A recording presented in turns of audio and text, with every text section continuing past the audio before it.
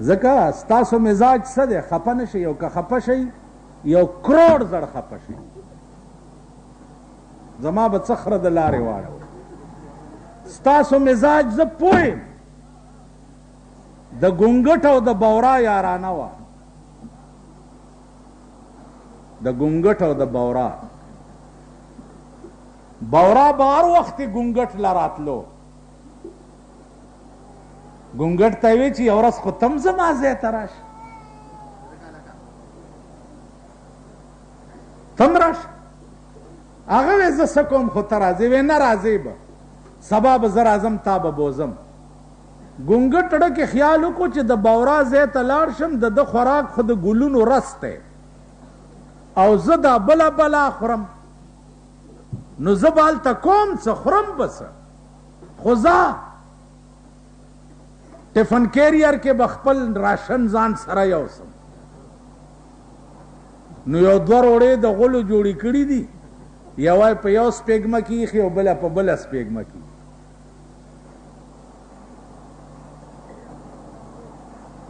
بورا راغلی دی، ګونګټې بوتلی دی. چې بوتلی دی نو بورا ورته وایي چې جی دا ګلونه وګوره، دا ګلونه وګوره، دا ګلونه، دا بوی وګوره، دا بوی وګوره، دا بوی. تر ماښامه یې ټول ګلونه ورته وښوده. ماښام یې ورته وایي چې څه په مزه پوه شوې؟ وی چې څه وی څه بوی موی درغی د دې ګلونو؟ وی نه، هیڅ نه. وی نه هیڅ نه. خدای راستی که پې پوه یم؟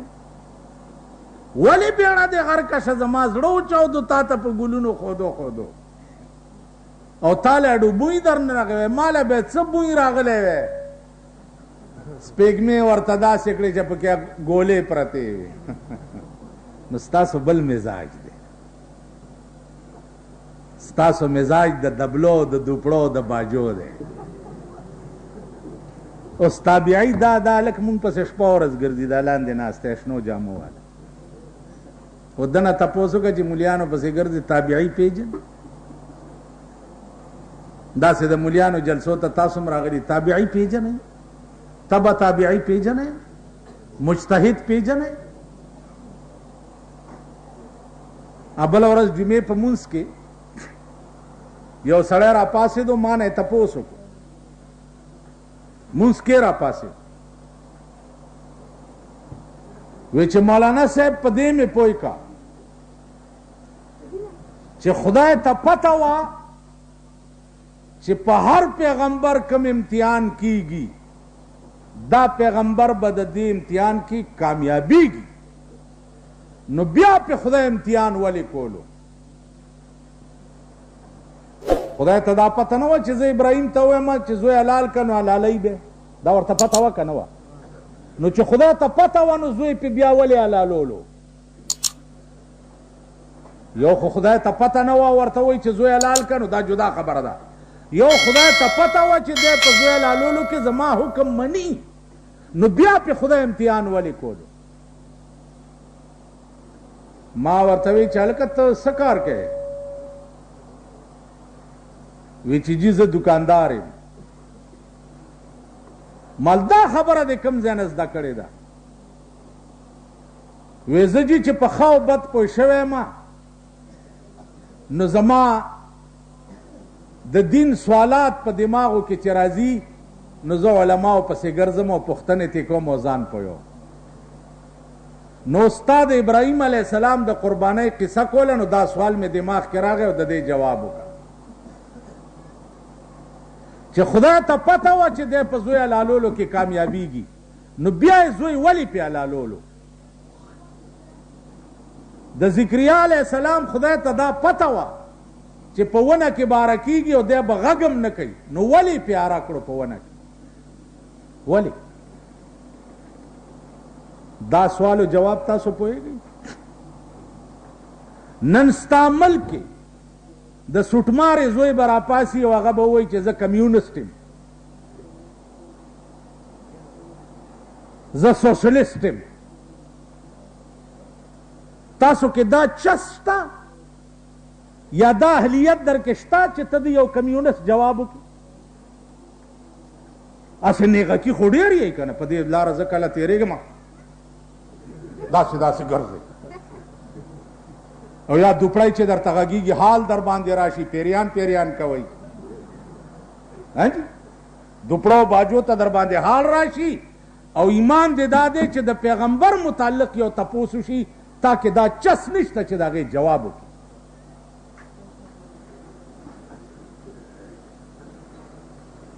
مونږ چې واړو دې ښار کې ښځو به بیټک ورکولو یاد دي چاته ښاریانو ته پته ده ښځو به بیټک ورکولو استجنن تینو بیټک دینے نو دوپړی ماری به یې راوستې او د ښځې به اولو پټې رنګ کړې نو یو ورځ مونږ هم ماشومانو ورته ناستو نو یو ښځې آواز وکړو چې سبز پری آندی پی ہے نډې نکل جاون نو مونږه پاس نه په سوري کې ورته کتا یوې وې چې او جوانا مرګ اتھے بیٹھین نو یوې ښځې پخوا به د ښځو پڼې کولې د پڼو لخت یې راپسې پاس راوړه زما ملګری خو یې ووالو ما چې منډه کړه د پوړو نه هم ورپسې وغورځېد نو سر به یې را ببر کو دبلې به غږېدې او هغې به ورته پیریان پیریان کول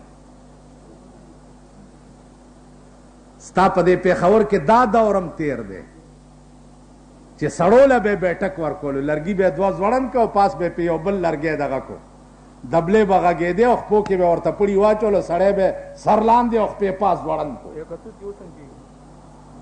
پیریان پیریان به کول که ورته وایي چې پیریان پیریان کې پیغمبر باندې ولې امتحان کېدو دغې له خو تکړه وي نن ستا ملک ټول کنجر شو هغه کم کنجر توب او ډم توب دی چې په پاکستان کې نشته قدم بیرته د وی سی آرونو دکانونه دي حکومت مهرباني وکړه وی سی آر نه ټیکس لري کو چې دا قوم محروم پاتې نشي نستا د قوم بچي تبا کېږي لګیا دی په ویډیو گیمونو کې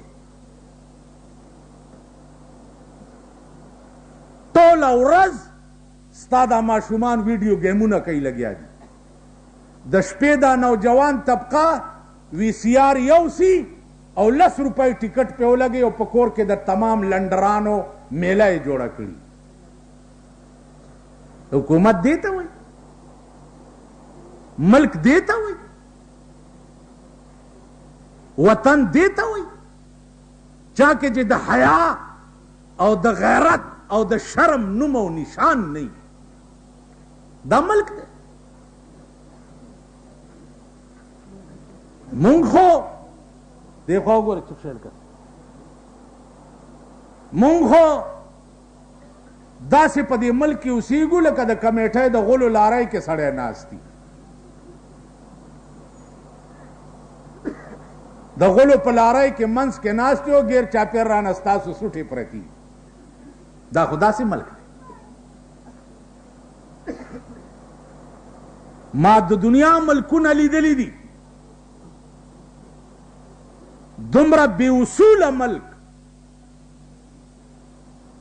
دومره بے قانونه ملک ما په دنیا کې نه دی لیدلی لکه ستا پاکستان چې هر سړی پکې غل دی ډاکو دی زه لوی غل یم جومات کې ناست یم زه لوی غل یم ته ماله راشې استاجی پلار مې مړ دی څومره کپن راوړمه زه وایم 40 غزه اوس ته مانه دا تپوس کولی شي چې 40 غزه باندې څه کوې بیړه دې غر کشه هلته که غږ کوې زه دې شرموم چې پلار له کپن نشي راوړی په 40 غزه به څه کوې جی دا د پاسه پې څادر دی او دا کڅوړه ده او دا لنګ دی او دا پلانې دی او دا پلانې دی او دا پلانې زه لوی غل یم د جمعې په شپه څه چلي پلار پسې دی چې فاتحه رالیږي نو چټني مټني م ورسره کوه چې خوله یې ترسکونه کي 40 ورځې तेरी बर्बादी में है मेरी आबादी का राज, तेरी बर्बादी में है मेरी आबादी का राज, तेरी बर्बादी में है मेरी आबादी का राज. ستا چې کور روان شي زما غوالنګ شي زه لوی غالب